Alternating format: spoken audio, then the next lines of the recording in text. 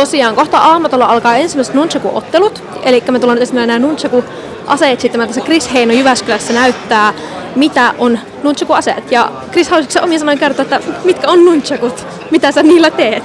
Joo, eli tässä on 2 tämmöistä, olisiko nämä 8-tuumasta kepakkoa, niin nämä on niinku pienellä narulla tai joskus ketjulla yhdistetty toisiinsa.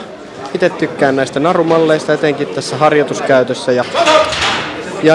Tässä meillä on tämmönen pari, joka on VNA-hyväksytyt, eli meidän viralliset ottelukapulat, hyvin on pehmustettu, aika kevyet.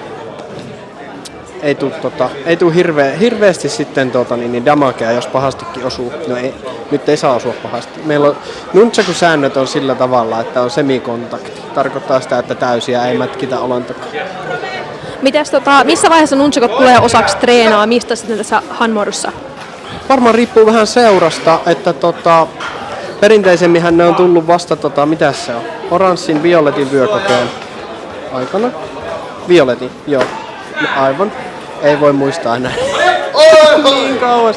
Mutta siis ei siinä mitään lukkoon lyötyä sääntöä ole, että meidän seura tuossa, milloin se oli, viime vai toissa vuonna, aloitettiin käymään nunchaku-asioita läpi jo tuossa noin niin keltaisella, heti niinku peruskurssilta. Peruskurssilta lähtien, että niin, se on ihan seurasta kiinni. Onko sulla itselläsi nyt kisat tulossa nunchaku-ottelussa? Kyllä joo. Toivottavasti voit. Hyvällä asenteella. Kuinka monta vastustajaa sulla on tiedossa?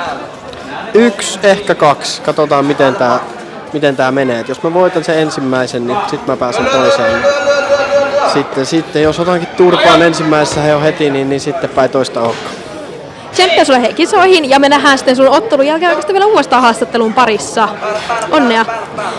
Ja tosiaan nunchaku-otteluista näin Jyväskylän seurassa, niin Jyväskylän seura on aika menestynytkin tässä nunchaku-ottelujen parissa. Meidän seuralla on tällä hetkellä 2 Suomen mestaria, 1 miesten ja 1 naisten Suomen mestari nunchaku-otteluista viime vuodelta, Matti Vasarainen ja Tiia-Liina Hauttunen.